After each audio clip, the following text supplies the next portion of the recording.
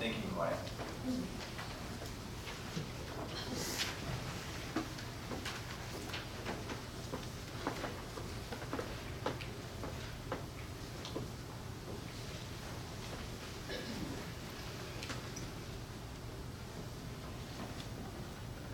In my heart of hearts, I love the church. I've been drawn to it since I was a child growing up in the Catholic and Presbyterian churches back in Cleveland, Ohio, where there were always neat things happening there and wonderful people to welcome me. Church has always been a safe and life-giving space for me. Just this past weekend, I was riding my bike and noticed all of these cars parked outside this local Catholic church. A church service or a mass was going on inside. And so more out of instinct than anything else, I went inside, sat down on a pew, and simply worshiped in my sweatpants and sweatshirt. Not really knowing anything about the Mass, or the priest, or the people. I was quite late, by the way. But I felt led to be there.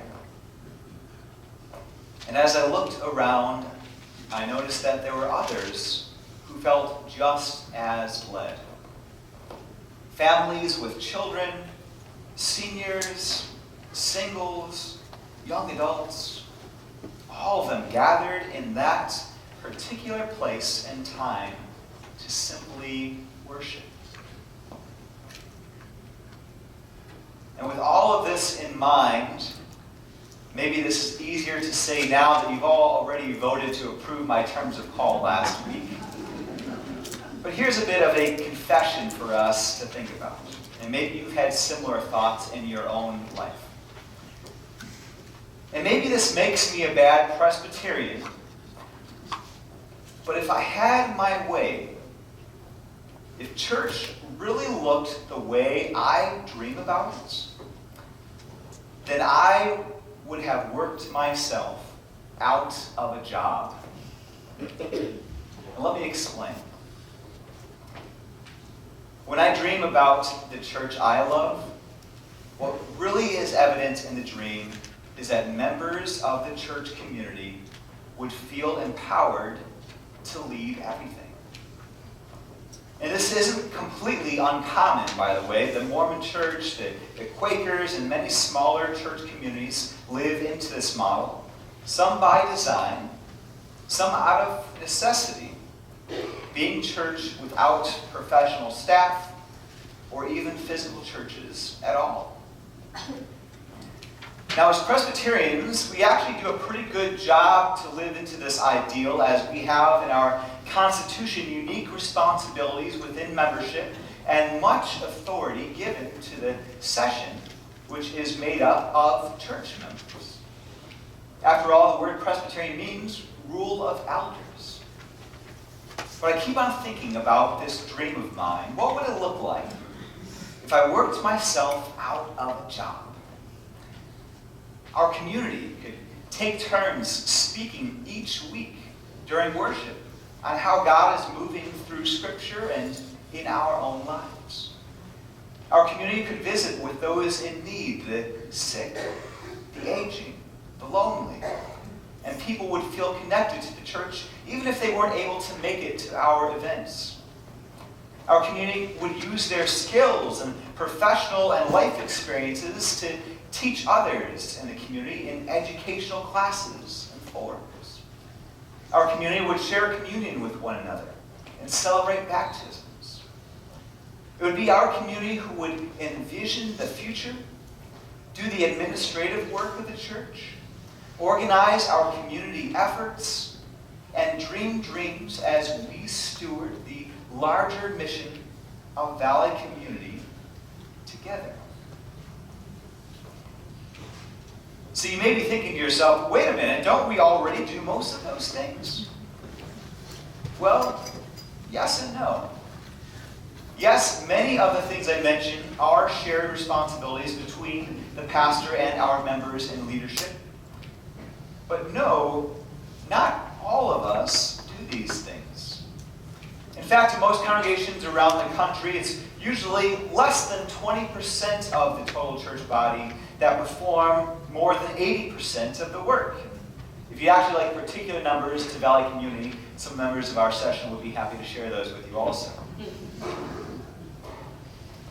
And so what we have here today at Valley Community and at churches around the country are a handful of people, including the pastors, getting worn out trying to meet the needs of the larger faith community. An expected response to this predicament is, well, isn't that what we're paying you for anyways? And again, yes and no.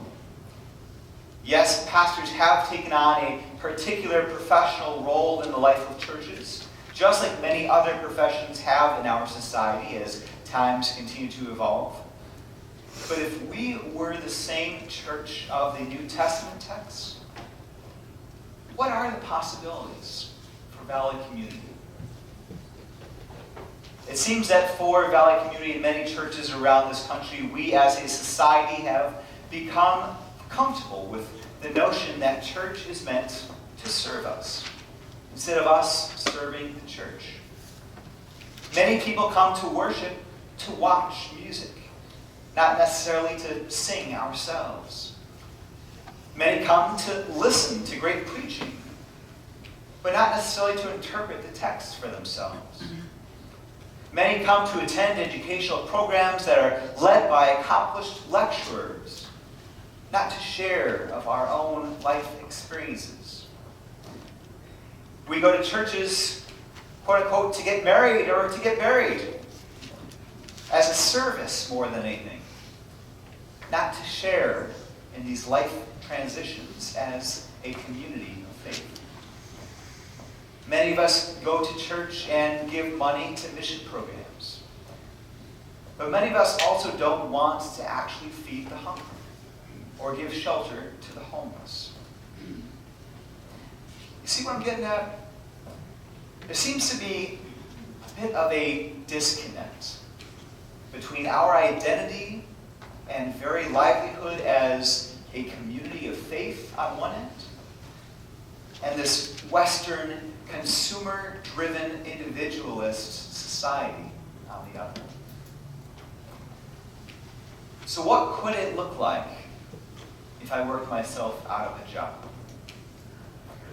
If the PCUSA all of a sudden changed some of the rules and asked the members to take the lead, what could change about how we understand what it means to be Presbyterian, to be Christian?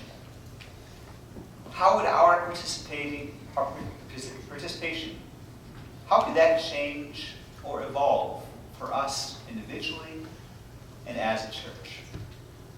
And so I'd like for all of us to allow our imaginations to run free for a few moments this morning as we meditate upon the words of the scripture from Mark's gospel, and as we think about what it means to be a leader in the church today, as we contemplate this larger idea of servant leadership. And so we pick up in the 10th chapter of the Gospel of Mark, where Jesus is heading to Jerusalem. He knows what troubles are waiting for him ahead, and he shares this with his disciples. Yet, even despite these challenges, Jesus takes the time to teach those with questions, especially his disciples who don't seem to quite understand his teachings from time to time. He knows that his time is limited with them, so he wants to get this through their thick skulls at times. So here we have James and John wondering about being honored for following Jesus, and he is quick to be both honest and transparent about what it means to follow him, especially during the tribulations ahead. And so they reply to Jesus, stating that they are ready to follow him, although they still seem focused on being recognized for their efforts more than anything else. Pick up in verse 42. So Jesus called them and said to them, "You know that among the Gentiles, those whom they recognize as their rulers, well, well, they lord it over them. And their great ones are tyrants over the people. But it is not so among you as disciples. But whoever wishes to become great among you must be your servant. And whoever wishes to be first among you must be slave of all. For the Son of Man came not to be served, but to serve, and to give his life a ransom for many. The Gospel of John will tell a similar teachable moment between Jesus and his disciples as he takes time during the Last Supper to wash their feet. Jesus not only spoke such words about leaders becoming first servants, but he embodied such teachings in his very livelihood, even to his last moments of earthly living. This week, we as a church focus our thoughts and conversations on what it means to empower servant leadership, according to the Vital Congregations Initiative. And as we envision a Vital Valley community congregation for the days ahead, and our text and this season of Lent takes this question a bit further for us as followers of Christ today.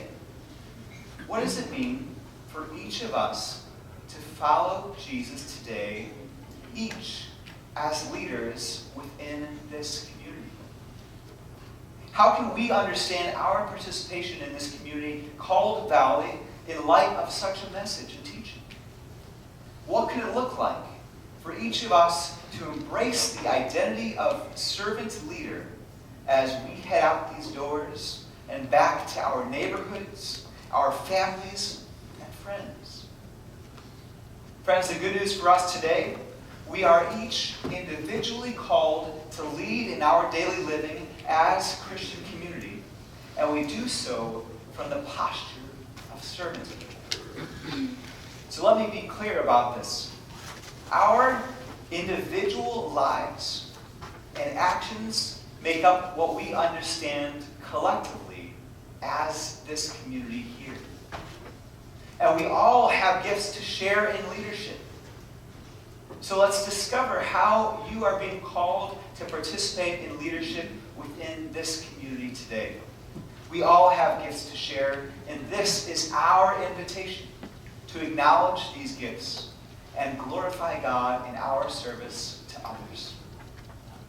We then have the opportunity to reimagine what servant leadership may look like in our lives today as well. Servanthood is not merely the formal relationship one has with another. No, for us, servanthood becomes the posture from which we approach our daily living.